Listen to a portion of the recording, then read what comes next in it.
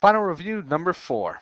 Linear, quadratic, or exponential. Determine whether each table demonstrates a linear, quadratic, or exponential relationship. If it is exponential, state whether it is exponential growth or exponential k. Find the function. So here we go. You either need to do successive quotients or you need to do the differences. Because these numbers are decreasing and there's more and more decimals, I'm going to guess that this is some sort of an exponential. So I'm going to start at the bottom, 0.94922, and divide by the one above it, 1.2656. And I get 0.75. I'm going to take 1.2656. I'm going to divide by 1.6875, the one above it, and I'm going to get 0.74999, which is 0.75. 1.6875, and I'm going to divide above by the one above it, 2.25, and I'm going to get 0.7488, which is 0.75 if you round up. And lastly, 2.25 divided by 3,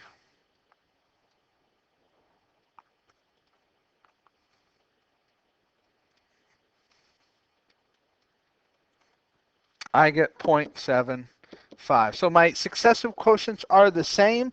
That tells me that this is exponential. And since that successive quotient is between 0 and 1, this is exponential decay.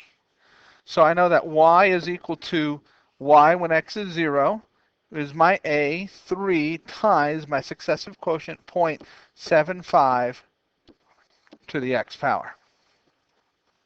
Number 2, my numbers kind of go back and forth, back and forth. So I'm going to first start with my differences. Again, starting at the bottom, 8 minus 3 is 5. 3 minus 0 is 3. 0 minus a negative 1 is positive 1. Negative 1 minus 0 is negative 1. My differences are different. Second differences. 5 minus 3 is 2. 3 minus 1 is 2. 1 minus a negative 1 is 2. Second differences are the same, so that means this is quadratic. All right, a, so y is equal to, a is half the second difference. Half of 2 is 1. X squared. B, I'll come back to. C is y when x is 0, so that's plus 0. B, my first difference, negative 1 is equal to a plus b. Negative 1 is equal to, I know that a is 1 plus b, subtract 1 from both sides, I get b to be negative 2. So y equals x squared minus 2x plus 0, or x squared minus 2x. Letter 3, I could do differences on this to see what this is going to be, but I could also do successive quotients. My difference is 6 minus 2 is 4, 18 minus 6 is 12, 54 minus 18 is 36, and so on and so forth. If I tried my second differences, this is 8, this is 24. It's not linear, it's not quadratic, so I'm going to try my successive quotients. 162 divided by 54, I'm going to get 3. 54 divided by 18, I'm going to get 3. 18 divided by 6, I'm going to get 3. 6 divided by 2, guess what? I get 3. So this is exponential. Since my successive quotient, my common multiplier, is greater than 1, this is exponential growth. Okay, so this is y is equal to a is y when x is 0, 2 times my b is my successive quotient, my common multiplier, 3 to the x power. Lastly, number 4, I could try to divide these out, and they're actually going to be fairly close to each other. But if I do my differences, negative 2 minus a negative 2.5 is 0.5. Negative 2.5 minus a negative 3 is 0.5. Negative 3 minus a negative 3.5 is 0.5. Negative 3.5 minus a negative 4 is 0.5. So this is linear. Y is equal to M is my difference, 0.5 x, plus B. B is Y when x is 0, so that's minus 4. That is my equation. All right, exponential functions, exponential functions. Let's see how these work. Ryan bought a baseball card for $50 in 1995. The following table shows the value of the card. 1995 is year 0, so this is year 1, 2, 3, 4, and the 5th year. The value is going up. They're asking us to find our successive quotient.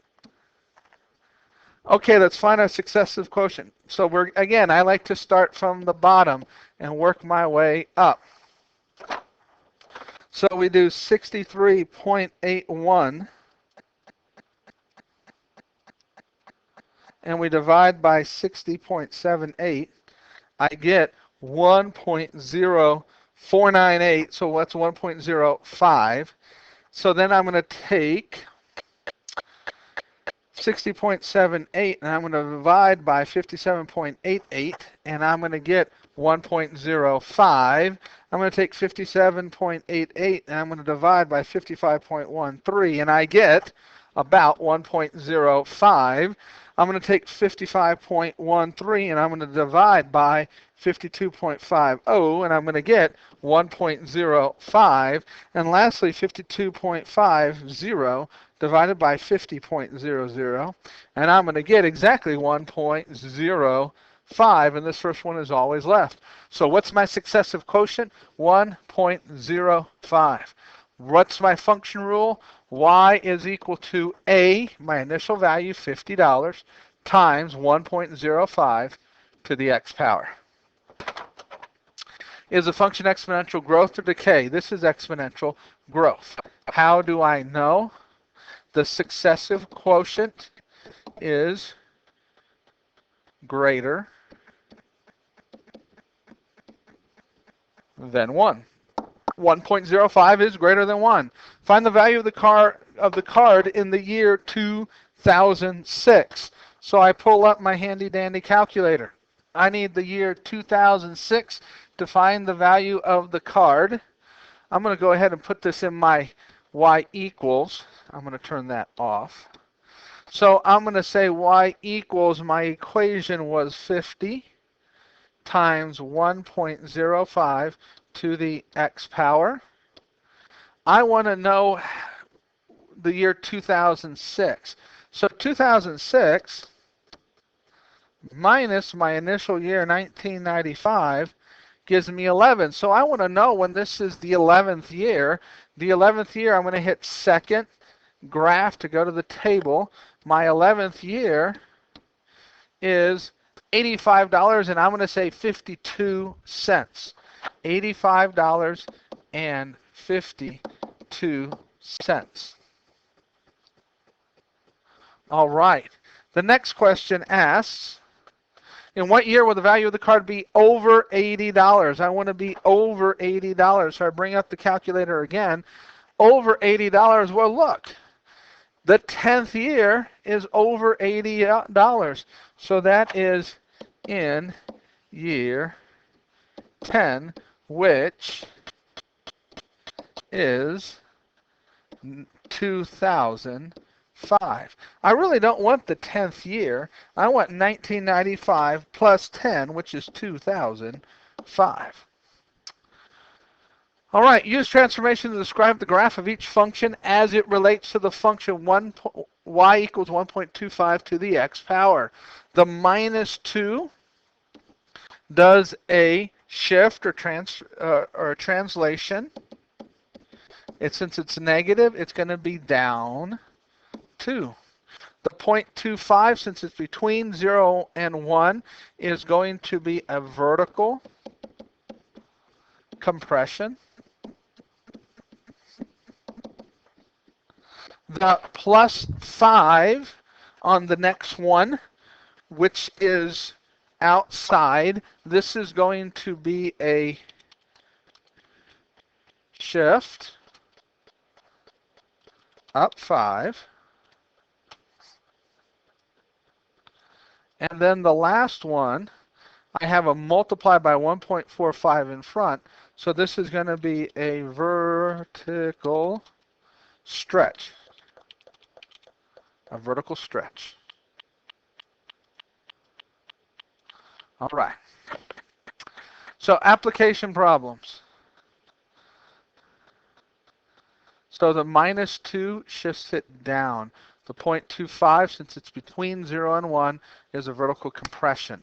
The +5 shifts it up. The 1.45, since it's greater than 1, does a vertical stretch. So here we go.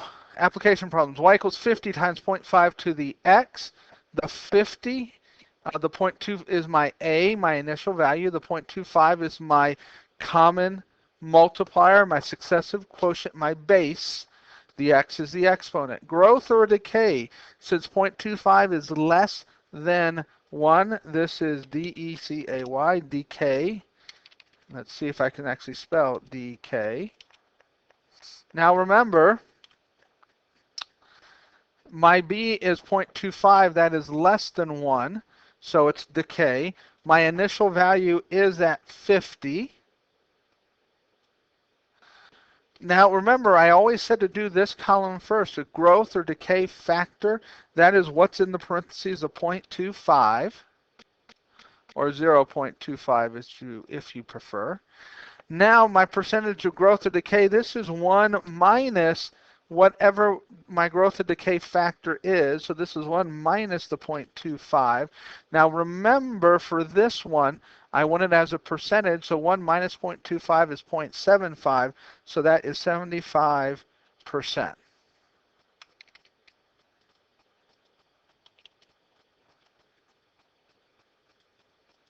It's always the difference from 1. It's always a positive number. Okay, let's go to the next one. 4 times 1.9 to the x power, growth or decay. This is G-R-O-W-T-H, growth. How do I know it's growth? Because my successive quotient, my common multiplier, is greater than 1. My initial value is 4. It is the A. What is in the parentheses? This is 1.9. That's my growth or decay factor. 1 minus 1.9 is negative 0.9. Forget the negative. 0.9 as a percentage is 90%. All right, and the last one. 0.6 is my base, my successive quotient, my common multiplier. That is between 0 and 1. So this is exponential decay. My initial value, there is nothing between the 0, the equals in the parentheses, so my initial value is the number 1. It's always a multiplication, so it's the number 1. My growth factor is that 0.6. Excuse me, that's my decay factor, is at 0.6. Now 1 minus 0.6 is 0.4, or 40%. All right. Let's move on. Write an exponential model for each situation. Use the variable t for time. In 2001, 600 million computers were used. The number of computers C increased by 10% per year. This is exponential growth. So y is equal to my initial amount, A, times 1 plus my rate to the t power. So the number of computers C is equal to my initial amount, 600 million. So I'm going to write in millions, times 1 plus my rate. My rate is 10%. As a decimal, 10% is 0.10. So 1 plus 0.10 is 1.10 to the x power to the t power for time. Letter B. In 1963, there were 41 million acres of ponderosa pine forest. The number of forests F decreases by 0.5% per year. I want to write the function, so it's y is equal to, remember this is y is equal to A times 1 minus my rate to the t power. So y is equal to my initial amount is 41. Again, I'm going to write in millions. 41 million, that's an ugly 4, times 1 minus 0.5%. Remember, 0.5%. To get rid of the percent, move the decimal to the left once, twice. So I get 0.005. 1 minus 0.005 is actually 0.995. It's an ugly 5. I'm good at writing ugly numbers when I'm videotaping. 0.995 to the, I'm going to pick T for time, for years. That should be the number of forests, F. So this should be an F per year. All right. You purchase a cell phone for $125. The value of the cell phone C. So C is equal to my initial amount of $125. Again, this says decreases by 20% annually. So that's 1 minus this 20%, or 1 minus 0.2. So that's going to be 0.8 to the T, or X power. In 1985, 3,173,000 gas grills were shipped by various manufacturers. Shipments of grills G increased, so G equals about 7% per year. So again, I want to increase, so I'm going to do 1 plus my rate. 7% is 0.07. My initial amount is 3,173,000. I could do 3.173 and say in millions again. And I'm going to say that this is 1.07 to the T power. Number 3. A gardener is growing a lily plant and starts with 4 lily pads. The number of lily pads increases at a rate of 6.5% per day. Write an equation for number of lily pads L the plant has. So my number of lily pads L is equal to my initial amount, 4, times 1 plus my rate, 6.5. 1, 2 is 0.065, so 0.065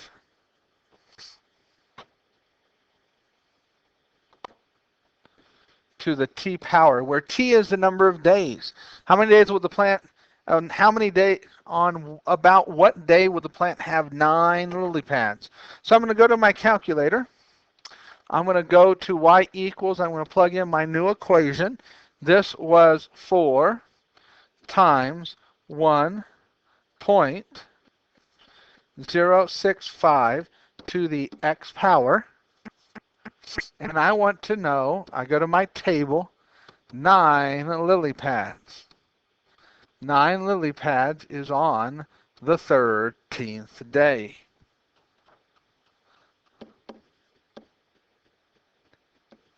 It's on the 13th day.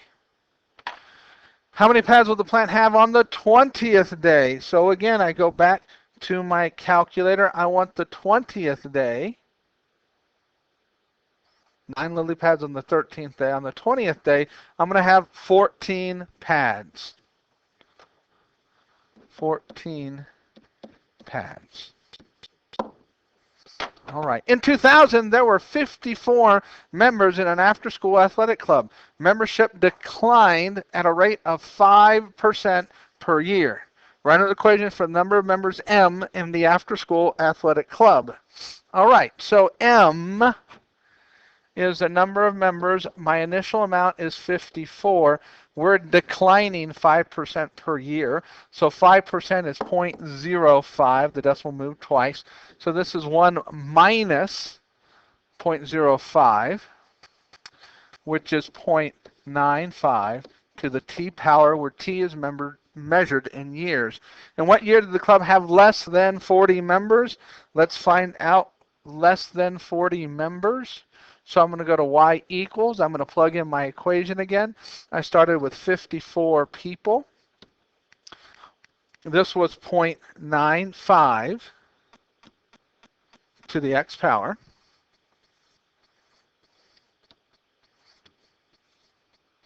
Not x, but to the x power. I want to know when I have 40 members. So again, I'm going to hit second graph to go to the table. 40 members. 41 is in 5 years.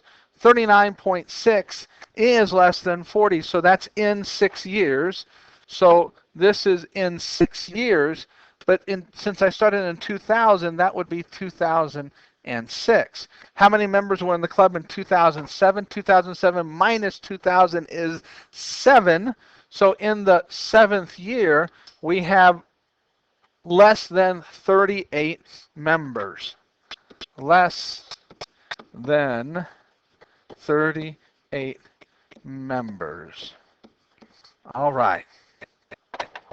On the test, if you have a problem like this, for more often or continuously, I'm going to give you the formula, I believe. Annually, you need to know this. It's the same as exponential growth. Write an equation to solve the following problems. How much? And then solve the problem. Jan invested $1,000 at 6% compounded quarterly. How much will she have in the account in 7 years? So this is Y is equal to my initial investment of $1,000 times 1 compounded quarterly plus 0.06 divided by 4 to the 4t power, where t is 7. So I go to my handy dandy calculator. I hit quit. I'm going to go 1,000, 1 plus 0.06 to the, I'm going to have to open another parenthesis, 4. Now I need to do 4 times 7 because it's over 7 years.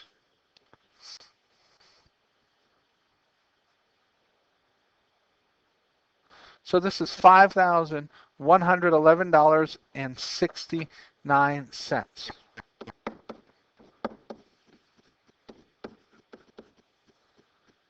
So technically, I probably shouldn't have a T there. I should have that as a 4 times 7.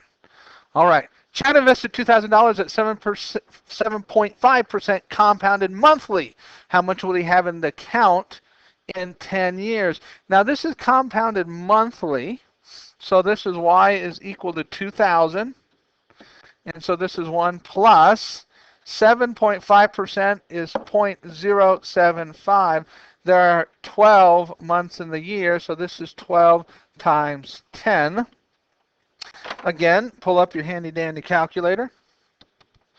This is 2,000 times 1 plus 0.075. Divide by 12 to the, open another set of parentheses, 12 times 10. Now, if I just did 120, 12 times 10 in my head, would I need that in parentheses? No. But again, I'm doing it full, all out. $4,224.13. $4,224.13. Number 3, Melissa invested $10,000 at 12% compounded annually. How much will she have in the account in 5 years?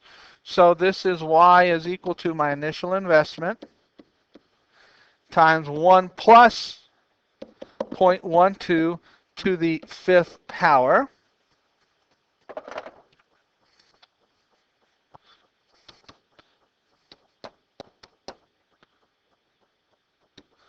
One plus 0.12 is 1.12 to the 5th power.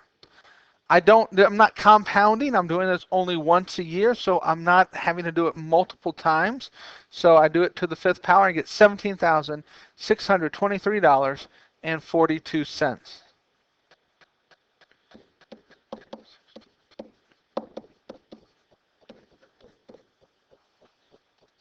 $623.42. All right. Number 4. Michael invested $500 at 8.25% compounded continuously. How much will he have in the account in 20 years? Continuously is PERT. So Y is equal to my initial investment, P, times e to the, my rate is 8.25%, so that's 0.0825.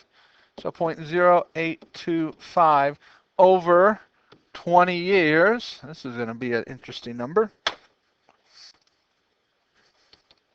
So this is 500. I'm going to hit second ln to bring up e to the power of 0.0825 times 20 years. 2,603.49. $2,603.49. And number 5, Katie invested $2,000 at 6.5% compounded continuously again. How many years would it take her investment to double? Half time, remember if they talk about half-life, that cuts the amount of material in half. To double, I need to double that 2,000.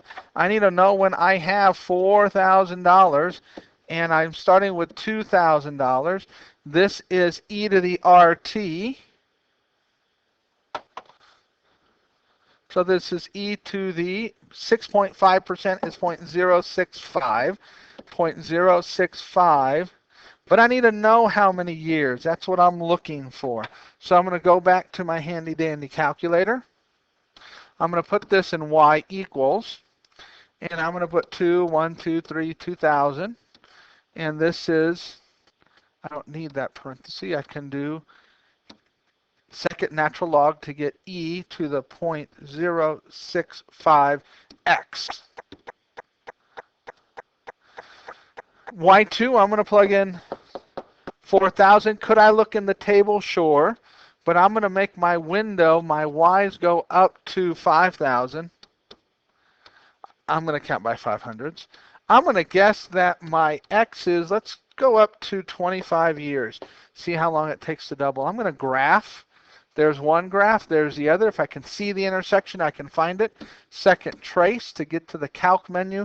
Number 5 is intersection. Hit enter 3 times. 10.6638. I get 4,000 in 10.66 years. Next page. Properties of logarithms. Simplify each of the following using the properties of logs. Leave your answer in log form without an exponent. To add logs, the bases are the same. I multiply the arguments. So this is the log base 10. So log of 2 times 5 or log 10. Here this is still base 10. Whenever I subtract, my properties tell me to divide. So this is log of 56 divided by 7, which is 8. Log base 10 of 4 to the x. Remember, it's base 10 if I don't say otherwise. Log base 10 or log 4 to the x. That x can come out of the exponent, so I get x times log of 4. Number 2, write each of these exponential in exponential form. Remember, the base stays the same, 4. The answer becomes the exponent. The argument becomes the answer. My base here, I need to remember, is base 10. My base stays the same. My answer becomes my exponent. 2 becomes the exponent. My argument becomes my answer. 100. 10 to the second power is 100. My base is 3. My answer, y, becomes my exponent. 3 to the y. My argument becomes my answer, x. So the y is equal to x. Write each of these in logarithmic form. To the x is equal to y. So I'm starting with log. My bases stay the same, so log base 2. Answer becomes argument. Log base 2 of y equals exponent becomes answer, equals x. B, 2 to the third is equal to 8, so log base 2 of my answer, which is 8, is equal to my exponent, 3. Log base 10 squared is equal to 100. So this is log base 10. I don't have to write base 10. My answer becomes my argument, 100. My exponent becomes my answer, equals 2. Number 4, find the value of each of these logarithms. Remember, a log is an exponent. Look, guys, there's 2 ways of doing this. You have your calculator. I'm not taking it away. It is multiple choice. So look, get out your calculator. You want to do, if you have log base, you would hit math and you would go up and you would find log base, you would use it. I don't have log base. So log base 3 of 27 is log 27 divided by log of 3. And I get 3. I would love to say you have to do this another way, but the calculator does it for you. There is a harder way that I taught you earlier. Use the calculator. Log base 10 of 100 is log of the x of the argument 100 divided by log of the base 10. And I get 2. Log base 2 of 16. Again, it's log of the argument divided by log of the base. And I get 4. Now, how did I do these previously? Well, remember what I said to do previously was to set this equal to x and then change it to an exponent. 2 to the x is equal to 16. Can I write 16 as 2 to some power? That's yes, 2 to the 4th power. So x has to be 4. It's the same answer, but the calculator just does it better, faster. Solve each of these for x. Round your answers to the nearest thousandths. Log base 3 of x is equal to 7. If I have a log only on one side, change it to an exponent. 3 to the 7th power is equal to x. Remember, the base stays the same. The answer becomes the exponent. The argument becomes the answer. 3 to the 7th power is 2,187. Log, remember, when you see log, it's base 10 if there's not a base. There is only log on one side, so change it to an exponent. 10 base to the answer, so 10 to the 3rd is equal to x. Again, pull out the calculator. 10 to the 3rd is 1,000, so x equals 1,000. The next rule I have is both of these are base 10. Since no bases are written, I am told that they are equal. Since they are equal, they're both the same base. Their arguments have to be the same. Divide by 5, x equals 6. Letter D, if you did not see it in class, this is a little different. There was a typo and I fixed it. What I want to do here is addition becomes multiplication. So log base 2 of 7x is equal to log base 2 of 56. Now I have logs on both sides, so 7x is equal to 56. I can drop the logs, divide both sides by 7, so x is equal to 8. Letter E, log base 4 of x plus log base 4 of 8 is equal to 3. So again, condense log base 4 of 8x is equal to 3. Change it to an exponent. 4 to the 3rd power is equal to 8x. What is 4 to the 3rd power? 4 to the 3rd power is 64. So I have 64 is equal to 8x divided by 8. X has to be 8. Letter F, 4 to the x power is equal to 12. To get that x out of the exponent, I'm going to do log of 4 to the x. Now remember, that's base 10 is equal to log of 12. Bringing the x to the front, x log 4 is equal to log 12. Divide both sides by log of 4. So x is equal to log of 12 divided by log of 4. Pull out your handy dandy calculator. Log 12 divided by log of 4. 1.6. It says thousandths place, so 1.792.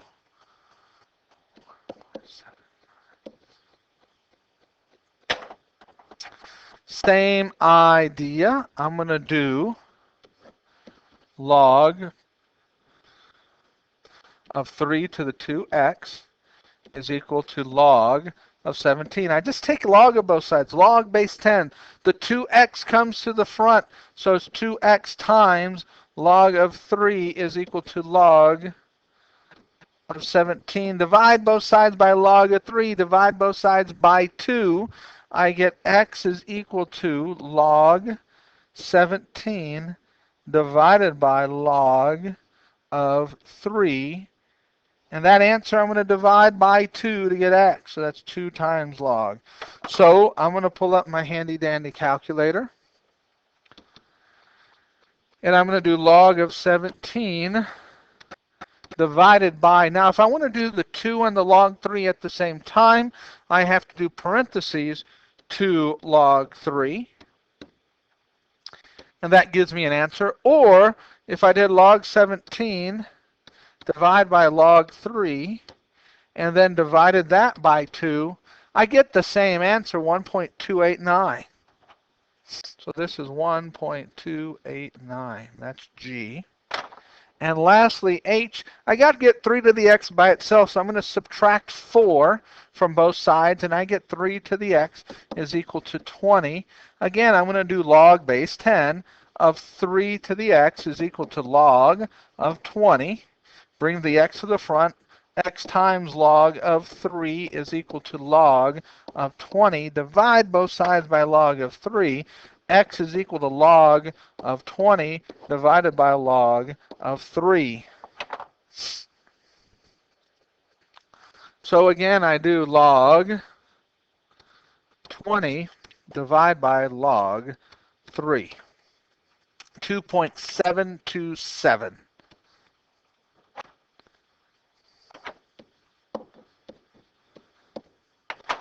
All right. Application of log functions. One of Charles Richter's formulas relates the amount of energy released by an earthquake to its Richter magnitude. Log base 10 of E is equal to 11.8 plus 1.5 m. Solve Richter's formula for E in terms of m. Again, you want to change the log to an exponent. It's base 10, so this is 10 to the 11.8 plus 1.5 m is equal to E, my energy. Use the formula found in 1 to find the energy produced by the following.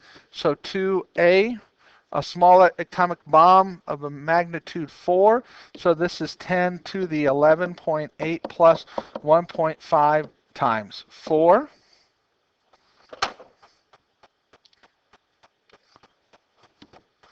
So this is 10 to the 11.8 plus 1.5 times 4, close parentheses. I get 6 point. Aha! I forgot my decimal right there. So let's try that again. Second enter to bring up my last entry. I need to make that a point. 1.5 times 4. That's a lot better. 6.310 times 10 to the 17th. 6.310 times 10 to the 17th. Okay, how about a magnitude 8 earthquake in 1906? So this is 2B, or not 2B. This is 10 to the 11.8 plus 1.5 times 8 this time. Bring up my calculator. I'm going to again hit second enter to bring up my last entry and change that 4 to an 8. 6.30310 times 10 to the 23rd.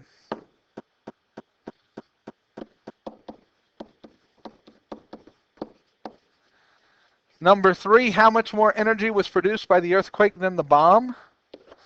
Well, again, it's 6.310 times 10 to the 23rd divided by 6.310 times 10 to the 17th.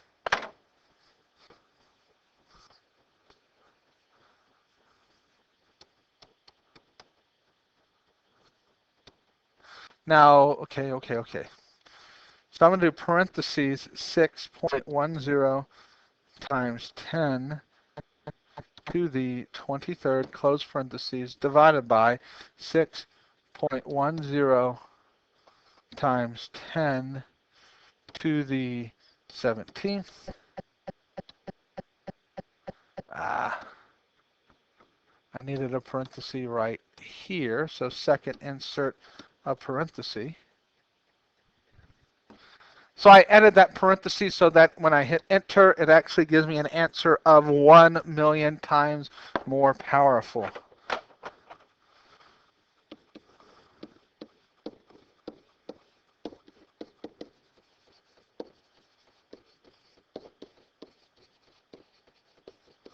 All right.